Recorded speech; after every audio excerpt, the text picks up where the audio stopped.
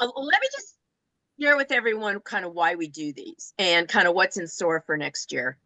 We started these when Jeff Wald and I kind of got together a couple years ago. And Jeff is a serial entrepreneur. And he said, look, let's bring your community startups, and they can help startups scale, and they can understand what's going on in the startup world. And so we started these a couple years ago, and we've had several people kind of take the helm of them.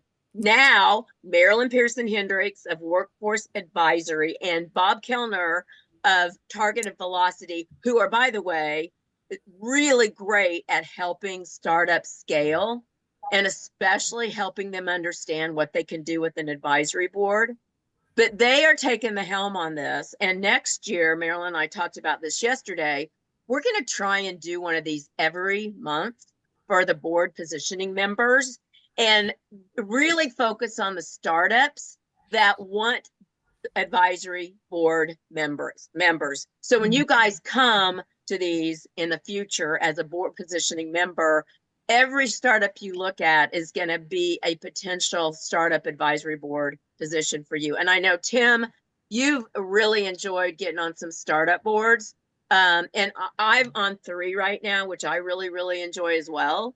And so I think this is going to be something that's really value add for all of you guys, because you'll get to see startups, yes, you'll get to help them scale, but you'll also be able to potentially be a startup advisory board member. And the ones I'm on come with equity. So if they do really well, you've got some equity in a startup. So the other things that we do, I know you guys know this, but the other things we do is we do thought leadership forums every month. And Kasera, who's not on camera, but she's one of our star thought leaders. She is a AI expert. I love you too, Kasera. And so we do one of these. We try to bring conference board level thought leadership to our network. And hi, Carlos, how you doing? Good to see you. And the reason for that, and we also just another point I want to make, we have CIOs and CHROs and some CFOs, because we believe that everybody's got to work together to be able to bring the talent into their organizations, and it's not just an HR deal. So, and then the final thing that we're really going to grow exponentially next year is our board positioning membership. And we've got several new things that we're going to offer. Carlos is going to be one of the new board positioning members, and Susan just started at the end of this last year, and Carl just started at the end of last year. But look for new kind of things that that you guys actually recommended that we do. So the whole idea is to help all of you guys, be get to where you want to be on a board, be a startup, a private company board, or a public company board. So with that, I'm going to turn it over to Marilyn. Marilyn, did I miss anything? Oh, it's really, really great. It's great to see Okay. everyone here today. Okay. Well, Marilyn's got it from here. And please All ask right. questions. Please ask Yeah. questions. Yeah. And like what we've done in the past, if you've participated, really the goal here today is we've got, 2 amazing solution providers. So ask questions into the chat. And then the second thing, our price, if you would, of admission, if we use Jeff's words, is to provide, the goal here is to be able to provide feedback. And we'll have some Q&A time at the end of each session. And then also we do have a feedback form. So if you want to basically follow along, I'm going to put this in chat right now. Make sure that this works. But what we would also want to do is collect your feedback in writing. And so there's an opportunity to either optionally share your contact information, or you can participate in that way anonymously as well. So but we should probably crack on here because we are on a limited time agenda. But it is an absolute honor and a privilege to introduce you today to Kelly Burns, who is the CEO of Culture ID. Just a little bit about Culture ID before I hand over the talking stick. Culture ID, and Kelly's going to share with you a little bit more about the history, but they are in the throes of a pivot and preparing for a Series A fundraise. And in the go-to-market, what they're doing is they're going up market into larger accounts than where they've been in the past, and also specializing in a industry sector that Kelly will tell you about. With that, what I'd like to do is turn over to Kelly, and then she's gonna have some slides for you as well as a product overview. Great. Thank you so much, Marilyn. I'm going to share my screen. Let's get slideshow going. Can everybody see my deck right now and just my deck? Perfect, Yeah. perfect. All right. Good morning, everyone. I want to start off with a quick poll. Let me see if I can get all of you in view so I can see the results of this. Can you raise your hand for me if you're on camera, if you've ever had a job where you dreaded Mondays? A handful of you, some of you with charmed careers. I'll assume those of you who raised your hand did not mean yesterday. I'm Kelly Burns. As Marilyn said, I am the CEO of Culture ID, and I'm here to talk about how my company is solving this all too common experience. At Culture ID, we know that the way people feel determines the way that they behave. And there is nothing more critical to an organization's success than the level of effort your employees bring to work every day. Imagine this for a minute. It's Monday morning. You walk into your office or maybe log on to Slack if you're remote, and you sense this genuine excitement amongst your employees, a buzz of energy and collaboration and connection. Picture a culture where people don't just show up, but they show up engaged, inspired, and performing at their best. Now contrast that with the opposite. Disengaged teams, high turnover, high stress, a culture where innovation and productivity feel like uphill battles. That's the experience of too many organizations. At Culture ID, we believe that discretionary effort is the most important strategic advantage any company can have. You can have all the best ideas, you can be first to market, you can have a bottomless well of investors or resources, but without a workforce who's able to perform at their best, no company will ever reach its fullest potential. So today, I'll show you how we magnify your people assets and we give executives clarity and confidence to lead more effectively to achieve your goals. So first, a bit of background. I joined an earlier version of this company about 10 years ago. Culture ID was born out of years of experience as a consulting firm where we saw a recurring problem. Companies struggled to pinpoint the root cause of challenges like retention, leadership gaps, productivity issues. They were tackling these concerns with traditional methods that led to little measurable result. I didn't see anything in the market that truly addressed the heart of the issue. Our consulting helped, but I realized that we could go further faster and help more CEOs by pivoting from a consulting firm to a SaaS company. So that's why in 2022, we built and launched Culture ID. We wanted to turn employee insights into actionable change through data analytics using neuroscience. One key differentiator, we focus on discretionary effort. That's the above and beyond performance your employees are willing to volunteer when they feel supported and inspired. This additional effort can give businesses an incredible impact, and our platform helps unlock it by equipping leaders with a roadmap and the tools they need to succeed. So today, we'll focus on the problem at hand, how Culture ID approaches solving it, and then I'll open up the stage, like Marilyn mentioned, for conversation with Q&A and feedback. But first, I want to set the stage for the overarching issue. We have a 113 million person problem in the US today. 67% of the American workforce shows up every day giving less than what they're capable of to their employer. This performance gap costs us at least $450 billion per year in lost productivity. Companies currently pour an estimated $7 billion annually into our addressable market, and yet the needle barely moves. Why? Because they're not addressing the root cause of the issue. So many CEOs come to us citing concerns like retention, productivity, communication problems. The truth is these issues are simply symptoms, which stem from a much deeper problem. Executives rarely have a full understanding of what's actually happening with their most significant investment, their people. People are almost always the largest expense on any company's P&L, and yet many leaders lack a clear picture of how their people impact performance. And the larger and more complex an organization becomes, the harder it is to see what's really happening at every level. With every added layer of hierarchy and employees managing up, CEOs really should wonder, am I getting the full story? And then you add in complications like a dispersed workforce, a multinational organization, round-the-clock shift employees.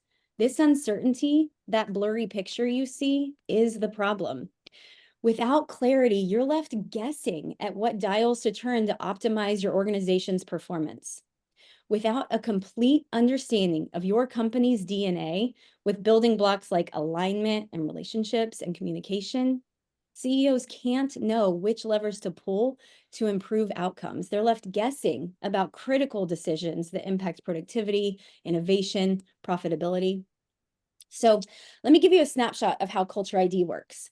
We aggregate insights from every employee across an organization and uniquely present these findings back to leaders through the lens of neuroscience. Company leaders receive clear insights tailored to their own teams, and they're equipped then with a step-by-step guidance to foster discretionary effort in their employees. We specialize in deskless industries, such as manufacturing, construction, transportation. These are industries with high turnover and high disengagement, where acting on this business imperative has a direct impact. Without action, error rates rise, safety incidences increase, outcomes suffer. So that's where Culture ID comes in. We give you a complete DNA report of your organization, showing you exactly what's working and what's not. And all it takes is 10 days. Imagine if in 10 days, you have a completely clear picture of your company's DNA. You know where your strengths are and where your opportunities are. You know where you're gaining and losing productivity. You know which of your managers are helping excel business outcomes and those that are damaging progress. We can give you a completely clear picture of your company's DNA in 10 days. What other systems are you using that can do that? What else has this kind of impact on your bottom line? This is as critical to your business objectives for 2025 as your product roadmap, your go-to-market strategy, your customer relationships. You have to know what's happening inside your team in order to make sure that those roadmap items or those business goals can actually come to life like you intend. This Culture DNA report is an annual benchmark, so you can understand and quantify your business impact over time. We enable leaders to make confident and informed decisions that positively impact their teams, the leadership, and their goals. What gives Culture ID its distinct competitive advantage is our focus on leaders who account for an overwhelming 70% of the variance in the level of effort employees are willing to give every day. With individualized results, managers receive data-rich feedback on their team's experiences, revealing not just what to improve, but how, with practical, customized guidance. Unlike legacy tools from our competitors that focus on satisfaction, which, by the way, is simply an attitude that can change day to day, we connect engagement to measurable business outcomes. Think about this. Every one of your employees comes to work knowing how much they have to put in so someone doesn't pull them aside or offer them a reprimand. But every one of those employees has an additional level of effort that represents their full capacity. The difference between what an employee can do versus what they typically do is what we refer to as discretionary effort. Every employee comes to work every day with discretionary effort, but they can only volunteer it to you. There's no way to force this effort out of them. They have to want to give it to you, and you have to earn it. We assess this discretionary effort, and then we show leaders how to cultivate it, but we don't stop there. Our productivity multiplier measures how effective this approach is, connecting engagement directly to your bottom line. Our platform delivers critical insights in an ongoing capacity throughout the year, gathering feedback as often as leaders want, identifying where you're excelling and falling short, how to align your people with your business goals, giving executives an overtime trend line on what's working and what dials need to be adjusted for complete refinement. Our clients are reporting enhanced collaboration, stronger leadership, measurable growth in engagement and productivity. This isn't just about the data. It's about creating a workplace where people and businesses can thrive. Let me give you an example. We have a manufacturing client who produces fluids and lubricants. They brought us in because their company was struggling. We found that 73% of their employees were performing at nowhere near their full capacity, and it showed. They not only were they losing almost 400 hours a week on lost productivity, they were also getting crushed by mistakes and redos. On average, they experienced 7 to 8 lost chemical batches per month due to mistakes, inefficiencies, poor communication. Each batch cost the company $10,000. That's $70,000 to $80,000 per month out the door. That's almost $1 million a year in wasted product alone, not even accounting for sunk payroll costs and lost productivity or other factors like turnover and absenteeism. But after working with Culture ID to identify and isolate the root cause of these mistakes, they experienced just one bad batch in the following months, saving the company more than $70,000 in 1 month alone. They also enjoyed a 56% drop in disengagement. They went from losing 393 hours of productivity to gaining 102 hours per week. This change transformed their bottom line. It gave them a competitive edge, and it allowed them to exceed their goals. I want to give you a quick peek into Culture ID so you can see a little bit about what I've been talking about. When we collect insights across the organization for every team, department, location, we're able to identify not only what level of effort employees bring to work every day, but why and what to do about it. Our unique productivity multiplier assesses the impact of employee behavior on business outcomes, a metric leaders can and should be tracking over time as one of their most critical business metrics. And do you remember that org chart I showed you a few minutes ago? We also give leaders complete visibility through that precise lens, removing any doubt, any blurred views, so they know exactly where to dedicate resources. Let me share one more quick story with you. One of our manufacturing clients was hemorrhaging productivity when they first came to us. They were losing an estimated 5,540 hours per week from employees who were not in an environment where they wanted to or felt like they could perform at their best. In 10 short days, the exec team had a clear picture of their strengths and opportunities. They were able to develop an action plan, equipping managers with new skills and resources. And in 1 year of acting on these plans, their productivity multiplier changed drastically, now up to 3,300 hours per week above the paid hours on their roster. This is what happens when you stop guessing and you start knowing. As I mentioned, we specialize in deskless industries. We currently serve 67 clients and partners globally, representing over 1,800 companies in Culture ID. Our reach spans 5 continents, and we support some of the most challenging industries, delivering measurable results where they're needed most. We have some amazing clients and partners, many of whom have been with us for years and have seen results like the ones I'm sharing here today. We face a staggering performance gap issue and lack of executive visibility. So let's return to that opening question. What if your employees didn't dread Mondays, but looked forward to them as much as Fridays? Imagine the difference, not only to your business goals and your bottom line, but also to your employees' daily experience. Working in an environment where they feel energized and not drained, excited to contribute rather than simply getting by. The results of that environment have remarkable yields on turning your workplace culture into your greatest competitive advantage. Culture ID doesn't just make that vision possible, we make it actionable. Thank you so much for your time today. I'm going to turn it to Q&A now, but I'd be remiss to not take advantage of a rare opportunity to be in a quorum of some pretty accomplished executives. So if you don't mind, I have a couple of questions I'd love to get answered from you. You can see those here on the screen. I'm curious, what would you be willing to pay for a platform like Culture ID? And now that you've heard what we do and how I articulate it, how could I better communicate this business case to decision makers like you? So I'll answer whatever questions you have. I'm most excited for any feedback you have to offer. So I'll open the floor back up now. Kelly, this is Nick Meyer. Can you talk more about what neuroscience is and how you are using it to generate? Yeah.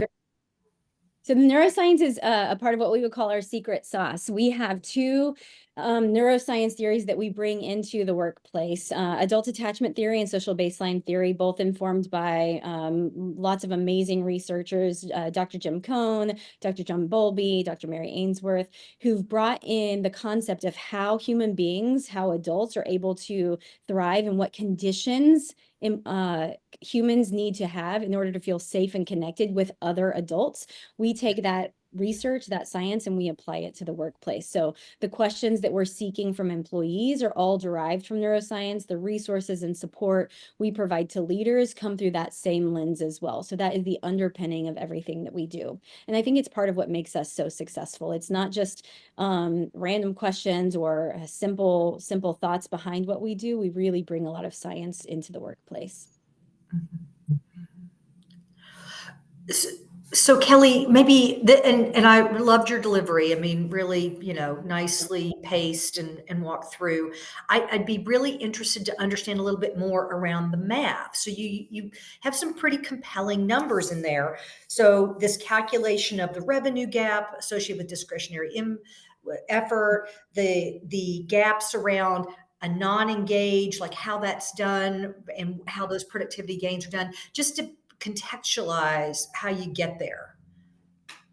So are we talking about the how we get to the productivity multiplier, or how we're hemorrhaging where your math comes from? Honestly, yeah. This math here? Yep. This math comes, you can see the sources I've cited at the bottom. It comes from publicly available data. Gallup and Markets to Markets is where we pulled this particular insight from, related to the cost of disengagement, the cost of lost productivity, and then what companies spend on the employee experience. Okay. And then, so that means, so then on your scale, based on how an individual employee would answer those questions, they're in the red, and then you're extrapolating from where they are in the red into their productivity. Is that right? Sort of. So what you're looking at here is the global impact, the financial cost of disengagement. That is a step towards, or a component of, the productivity multiplier. Our productivity multiplier isn't looking today at the costs associated with it. Those costs that I was bringing up, like the bad batch with one of our manufacturing clients, that's insights that we're gleaning from our clients as we're talking to them.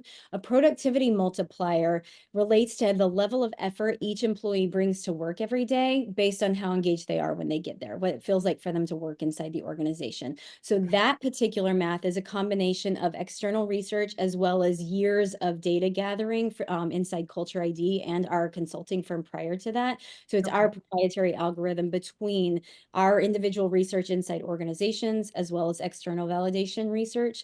And then we connect with our clients on, how is this landing for you? Is this tracking with what you're seeing inside the workplace? And we're validating those numbers with the clients as they have that data. Okay. Okay. That's helpful. Thanks, Kelly. Sure.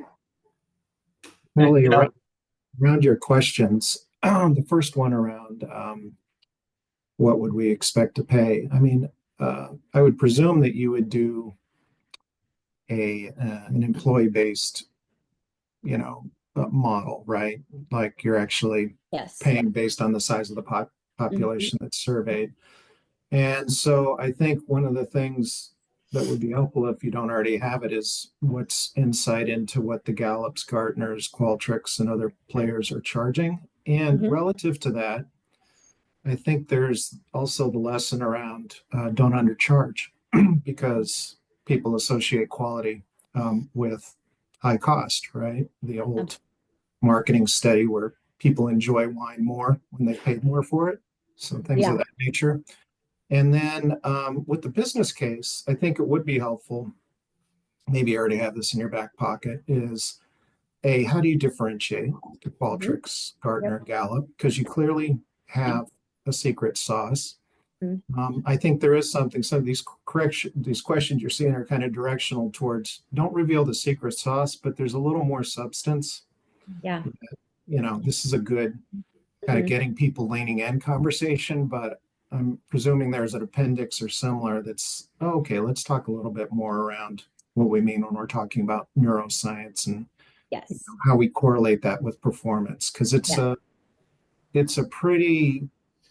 leap to assume that what you say is true, that you're able to indicate the symptoms and tie that explicitly explicitly to the outcomes. I mean, it's that causal connection is a little hard to make with that. So, and then I think what I found interesting too is your focus on deskless employees because it's such a huge market. Huge market. And sometimes under supported, right? It's so I do just logistically, are you administering these surveys through smartphones, or how do you do that? How do you get that data from folks who are on the manufacturing floor and similar? Yeah, great question. And just let me say, I appreciate your feedback and your thoughts here. You've given me a lot of threads I want to pull on, but I will answer that question directly. And it also ties back to part of our competitive advantage. There are a lot of players in the space that do similar things to what we do. There are very few who do this with an emphasis on deskless workers. It's really hard to get at that population. And we have clients coming to us from healthcare, retail, food and beverage, transportation. They've got employees all over the country, all over the globe. They're not in front of them all the time. Some of these employees don't speak English. Some of these employees don't have smartphones. They don't have a company email address. There's a lot of challenges there. But if you don't collect those employees' insights, you don't have a full picture of your company DNA. So the way we work with that, Culture ID delivers a multifaceted approach to collecting those insights. Email, of course, the traditional method, which is what our competitors are doing. Text messaging. It is smartphone ready. It is tablet ready. We also provide something called kiosk mode, which is pretty unique. And that allows employees who don't have any access to technology to come through a break room, and the client has set up a tablet or a computer that recycles for the next person to come through, So it creates the opportunity, no matter when or where an employee shows up to work, to be able to participate and share their voice. And because we're multilingual as a global company, we also share those insights. Employees can take it in whatever language they would like to. And then we, excuse me, we translate it back into English for the managers if they would prefer to have the information that way. Thank you, Kelly. Hey, just a couple things that came in chat, and a reminder too. There's a link in chat for the survey for using not Culture ID, but actually Google Forms. And the 1 means low, 6 means high on your ranking. So please, by all means, go and share that way as well. And then Rick had, or actually Tim, let me start with you. Tim says, how much does your solution focus on teaching leaders to connect, in quotes, with their team members? Does your assessment tool measure, reveal impact leaders have or don't have on team member performance and retention? Yeah, great question, Tim. There's so many things to cover, and 15 minutes is not nearly enough. So when I say we specialize in our distinct competitive advantage as leaders, it's because we know that the CEO can't change cultures. The CEO can't create an environment for the downline employees in that multifaceted organization that makes a complete difference for every individual employee. They have a role to play, of course, but there are micro cultures inside every organization that's born of an individual manager's team and how they lead their people. If you've ever had a tough boss, you know exactly what I'm talking about. It changes your environment and your experience to show up working for this manager versus that manager.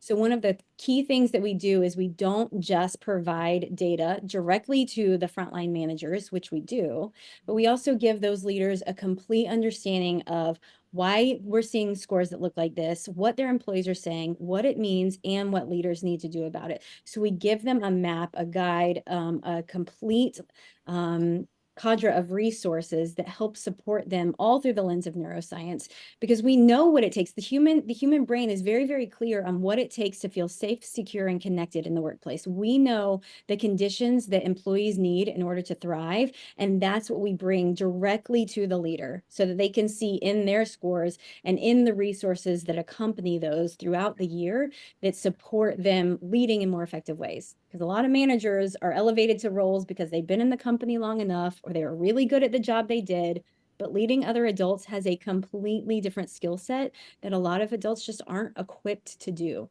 And so what we do is we give those managers new skills. We reveal the data to them to help them see where they need to be improving, what's working well, and we give them tools to have conversations with their employees in more effective and productive ways, and to build and create relationships that make employees want to stick and stay. We call that emotional Velcro. What's the emotional Velcro in the company at this manufacturing company that makes somebody want to stay here versus walking across the highway to that other manufacturing company across the way?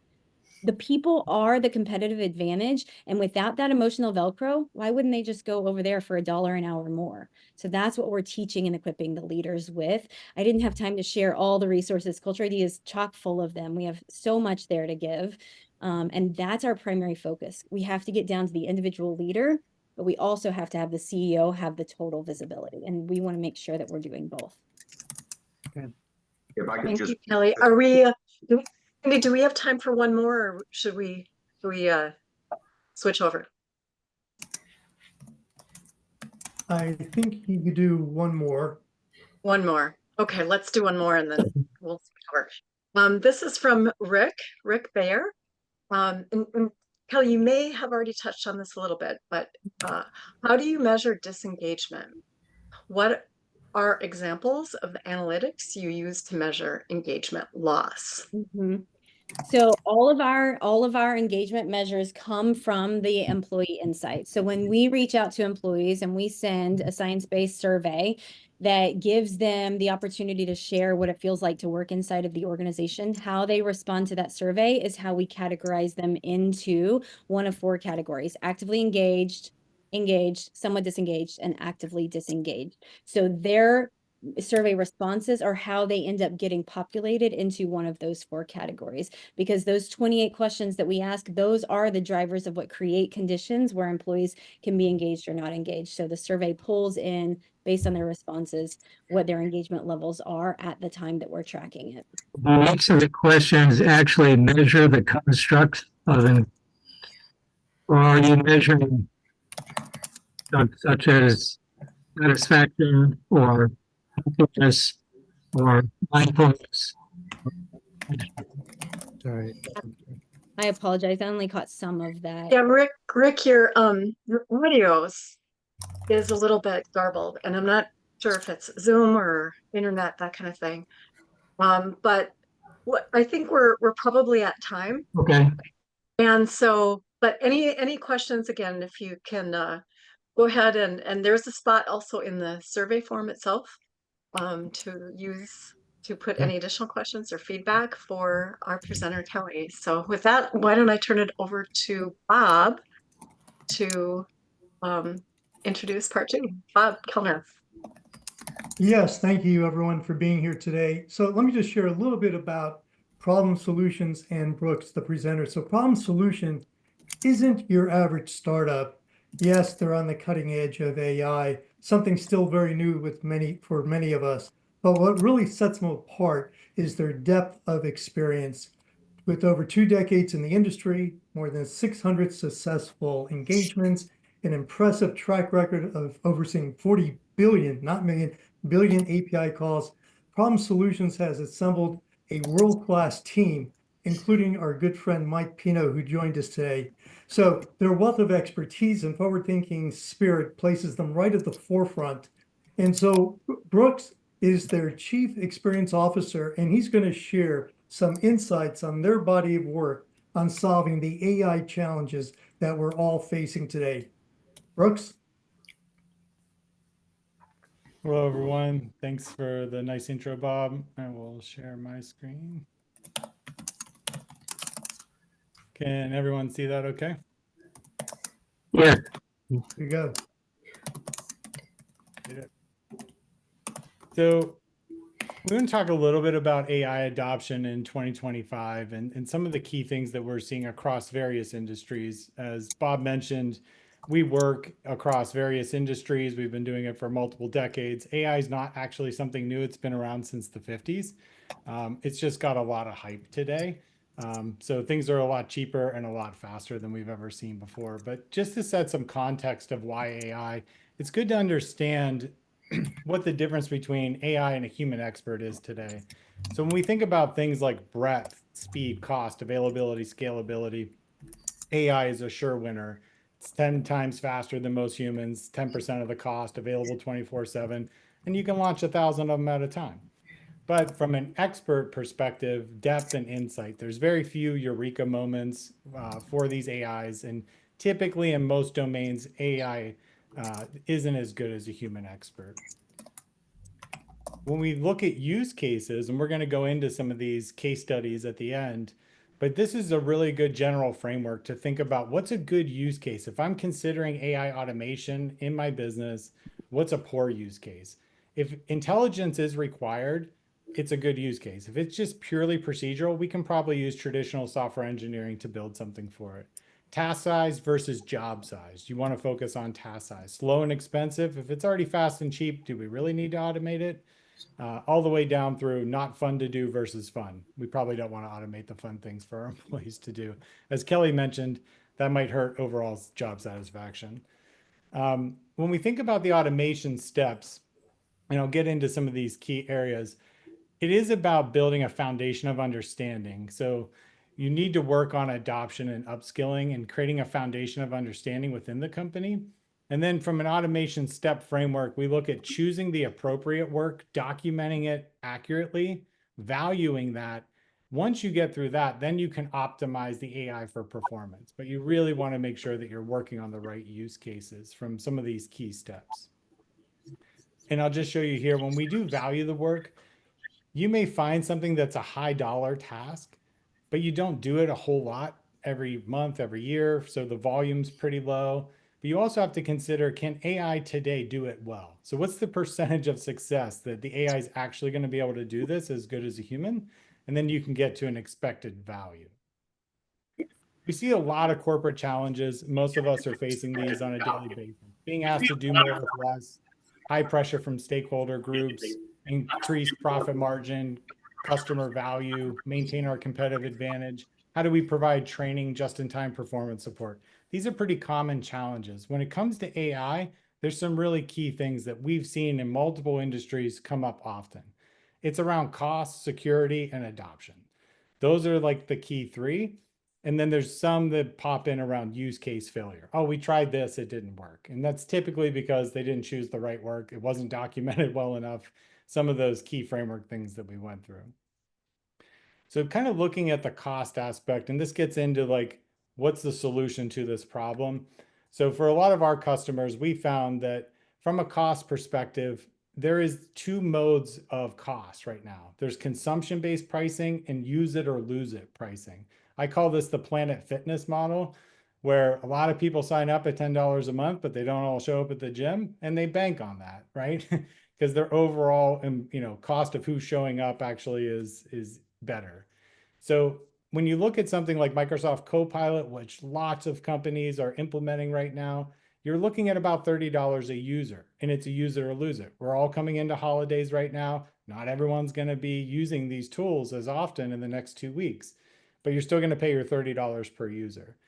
OpenAI has teams and enterprise accounts, which range between $30 and $60.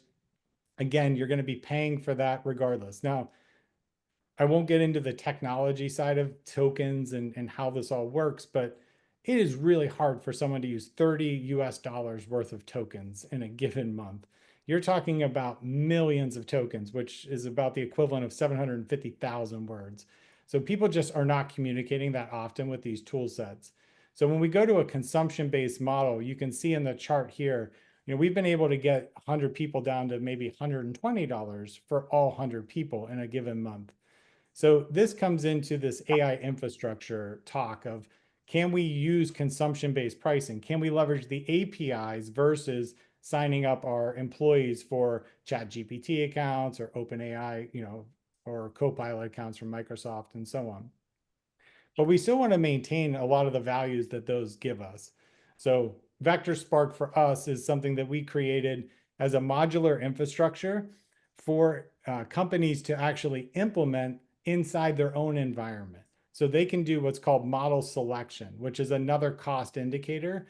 If you're using one of these foundation models that is super creative and really good at writing, you don't need that if you're asking it about SOPs and you just want it to retrieve the right information and give the user the answer. you can use a much cheaper model. And when I say cheaper, you're talking about orders of magnitude. So from OpenAI, their 4.0 model is about $15 per million tokens for input and output, whereas their 4.0 mini is $1 per million tokens. So, 1/15 the cost. You need to be able to select the right model for the right task. And by providing an infrastructure like VectorSpark that we provide our customers, it's a Python-based modular infrastructure where you can actually select those models. You can also have business continuity or disaster recovery. A lot of companies are reliant on one API. If that system goes down, and we've had a lot of issues with things like OpenAI's API going down as they release their 12 days of Christmas releases, it's causing a lot of congestion on the systems. So from a cost perspective, this is really important. We can deploy these in less than a month. So within 2 weeks, we're up and running, as you can see on the right-hand chart here. And one of the key factors, and we'll get into this when we show some of the demonstrations, is this can do voice, this can do text or conversational AI, and this can also do asynchronous, more multi-agent, longer duration task completion, where you may send something out to do a task and then come back to it. Jumping into security and privacy, this is another major concern for most companies. And it comes into like third-party data. There's a lot of rumors about, well, if I just send my data to this large language model, they're going to train the next series of model on my proprietary information. Most of these large companies want to do business with you. So they have data processing addendums, but you do need to select the appropriate way of communicating. If you're letting your staff use free ChatGPT, yes, whatever they put in there will go into the next training set. So having good data governance and policies around that can really help. And the services that we provide through something like a VectorSpark to our customers help them with this data obfuscation, de-identification, and helping with third-party data sharing.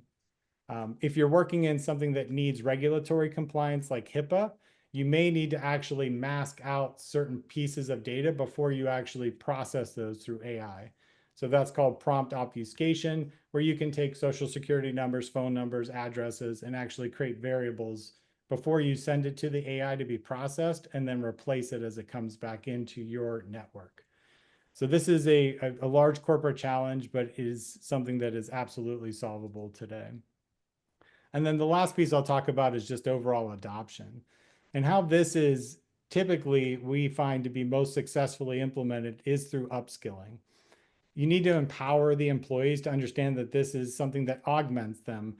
And it is a very divisive topic. Some people are coming at this thinking that this is going to take my job and this is super scary. And others are looking at this as this is going to augment.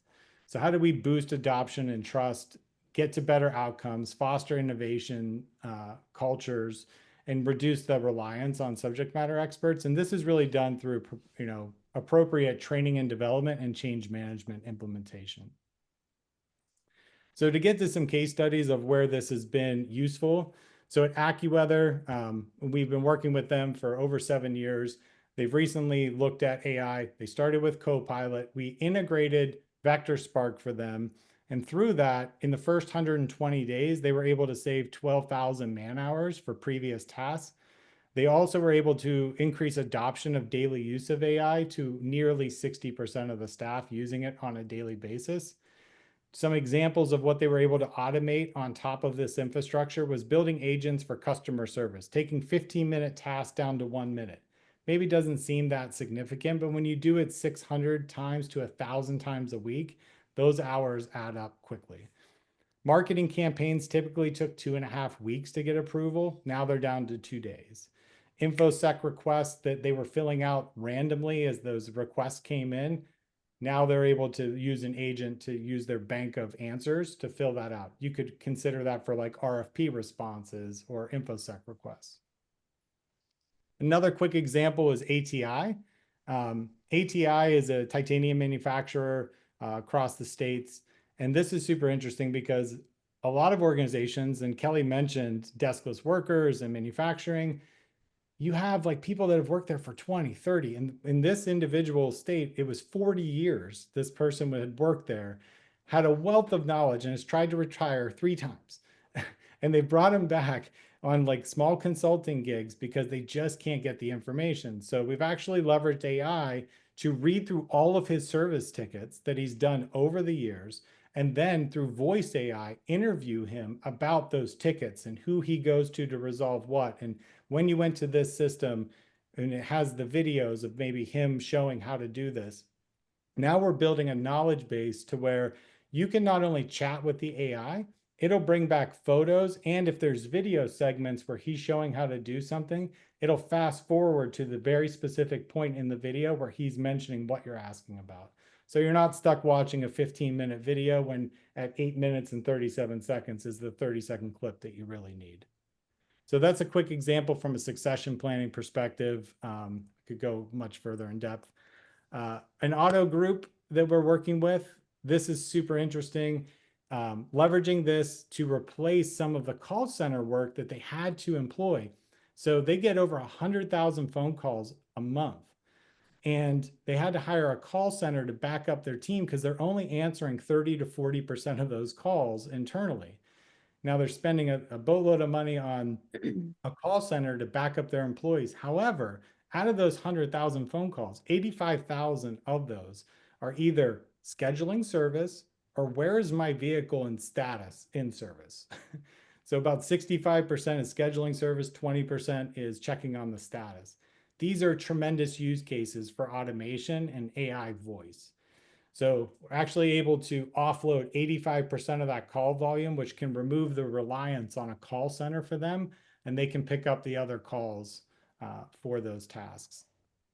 And then the last thing I will talk about is voice. So what we're seeing with AI agent voice and implementation is the latency is getting so much faster. It's near realism. We have a couple use cases. I can show you one today for HR voice assistants where you can offload some of those questions about PTO time and those types of things to an HR agent. We also are working with a manufacturer that has multiple unions working within the factory, and those unions have different contracts with the manufacturing company. So they want to create an HR agent that's specific to the union employees that are there, that knows what that contract says, and those contracts change annually. So they can update that knowledge base once a year as those contracts renew. And then the employees of that union have a specific number that they can authenticate to and ask questions about PTO time or calling off, those types of things. And you can see this for scheduling, field status reports. We're working with a construction company in Phoenix that is actually having their supervisors and GCs call into agents. The other thing about this is it's multilingual out of the box. So you can do safety checks on site in multiple languages, and they can just be in what we call cozy tech. So text message, phone calls, like you don't need to download anything. It's super easy to use. And the last thing I'll do here is just give you a quick example of what one of these sounds like. So I'll just call Helen, our HR. Hello, this is Helen, your HR rep for Problem Solutions. How can I assist you today? Hey, Helen, I was wondering, this is Brooks Canavasi. How much PTO time do I have left this year? Hey, Brooks, you've got 140 hours of PTO remaining for 2024. Just a heads up, you can only carry over up to 120 hours to the following year, according to our policy. If you have any more questions, feel free to ask. Thanks, Helen. Okay.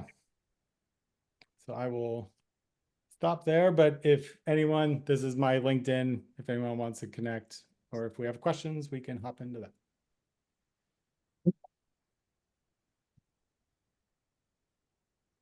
Just a reminder to fill out your feedback form for Brooks and for Problem Solutions. And on the rating scale, a 1 is a low and a 6 is the high. So Rick has a question. Rick, you want to come on and just ask your question direct from chat? Yes, I'm impressed with what you've shared. I guess my question is an employee-oriented question. Are you teaching the employees about the use cases that are most applicable so that they can use AI successfully? And how do you put guardrails around employee behavior or perhaps renegade behavior against what might be corporate policy? Yeah, good questions. So I can stop sharing here so you guys can see me a little bit better.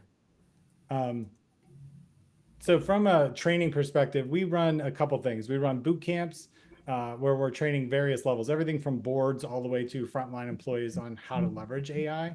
And then we also do what we call AI accelerators, which is helping them to build business cases, understand how to value the work, how to build what is AI's capabilities today. It's really good at content creation. It's really good at content discovery, conversational AI, and simulations. Those are the big four categories that generative AI is super good at. There's other things that it's not so good at. And if those use cases come up, you want to be able to identify and have people understand the general strengths of the technology today, and then experiment in training them how not to be all prompt engineers, but how does it work from that perspective of being able to communicate with AI in an effective manner. So sometimes it's just about when you just give someone a prompt, they're going to ask it a question like Google and they're going to get a so-so answer. But if you show them a little bit more on how to give it context, an exemplar, a persona even, and then they start to experiment, what we find is then they can apply that to their area or domain.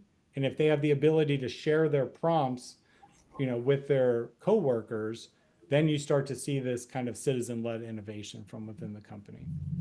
As far as grounding is concerned, we worked with one of the largest global retailers in the world, ships a lot of brown boxes to your house every day, at least in my neighborhood. And they had 6,000 SOPs for their distribution center.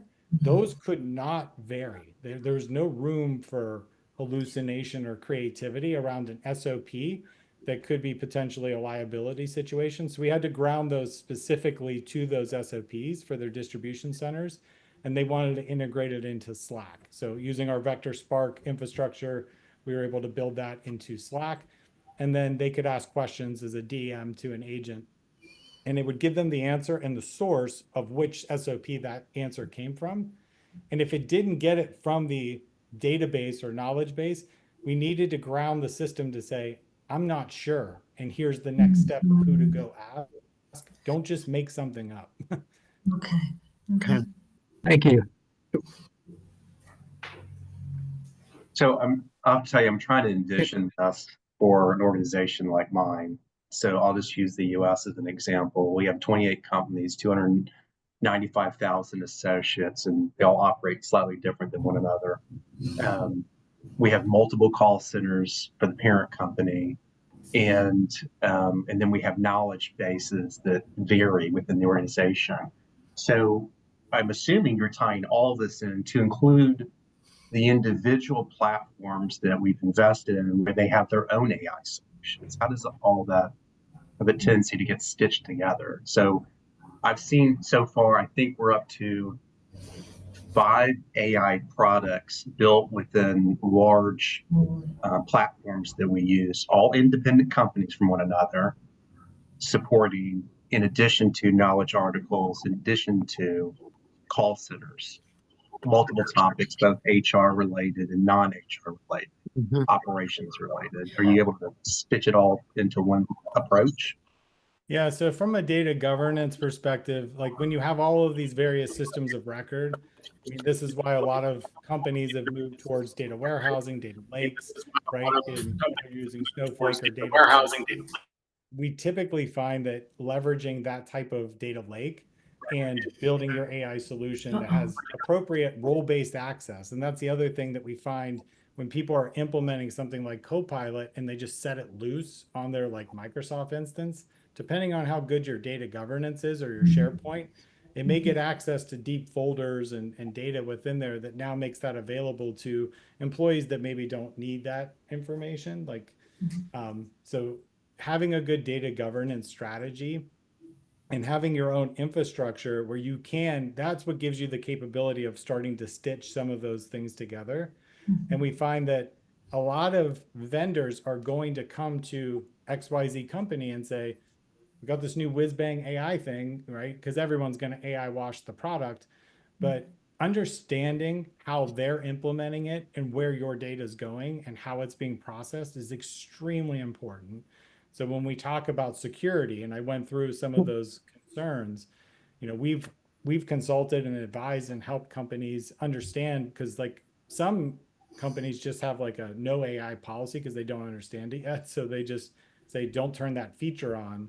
But I think it's okay to turn the feature on if you understand where your data is going, that there's, you know, DPAs in place, that it's not training their model or some other model on your proprietary information. And then what is the interconnectedness? Like, do they have, from a vector data store or whatever the data warehouse is for their product, do they have API access that you can bring that into a lake, or that you can tap into it from one of these voice agents or something else? For a transportation logistics company, we have one that has to go out and check a master carrier or motor carrier number to make sure that they're valid from a supply chain logistics perspective. But then it has to match them up to see if they're eligible for certain load details from a transportation perspective. Do they have the right equipment? Are they certified? Blah, blah, blah. And so now you're stitching together multiple systems in real time to an AI that's voice communicating. So Brooks, I mean, this is really very cool and compelling when I look at this. Who else is out there in the competitive landscape? So who do you compete against in this whole infrastructure as a service? Yeah. So, I mean, you have the bigs up there, right? So you have Microsoft, Google, IBM. So IBM has Watson X. You have Microsoft with AI Studio. You have Vertex from Google, and they're trying to like build out the ecosystem so that people just like start to build there. And the more that you tie things in, the stickier it gets. It's like your bank account. The more things you tie to your bill pay, it's harder to just break away and go somewhere else. Salesforce does the same type of model. So if you already have an infrastructure, like if you're a Microsoft shop or you're a Google shop, you might be tempted to go into that. Yeah. But this landscape is moving so fast that you don't want to be tied to one thing where you can't at least try or evaluate a different model. Okay. So what we found is you can still use GCP or Azure, but having your own environment makes you more flexible, where you can try out these different models, because literally they're just leapfrogging each other in capabilities and cost. And being able to sort that and choose what's best for your use case gives you the ultimate flexibility when we don't know who the clear winner is going to be at this point. Okay. All right. Helpful. Thank you. Hey, you guys, we've got 1 minute, and I don't know if we have time for a question or not, but my question to you guys, Brooks, and to Kelly, she's probably gone. If you guys are looking for advisory, yeah, there she is. If you guys are looking for advisory board members, I think each of these solutions might be a good candidate for our board positioning membership session that we're planning every month. So I'll get with Marilyn and Bob, and we'll decide if you guys can present again to our board positioning members. Yeah, is that good, awesome. Marilyn? Okay, and I'm going to send out. Yeah, sounds really good. I'm going to send out a follow-up email, and it'll have the recording. It will have Brooks and Kelly's email, so you can reach out to them if you want to ask them more questions. I think I saw something where Marilyn said we'd include answers to the questions we didn't get to, but I've got a feeling there's more questions, Brooks, that people have that we didn't even get to the questions, right? So these two, you guys were great. These two solutions are amazing. And I just thank everybody for being here the week before Christmas. This is awesome. So with that, I always end on time. We're a minute over. So everybody have a great holiday. Okay. And we'll see you in January. Thanks, guys. Thanks. Thank you, Cindy. Bye-bye. Thanks, Brooks. Thank you. Bye.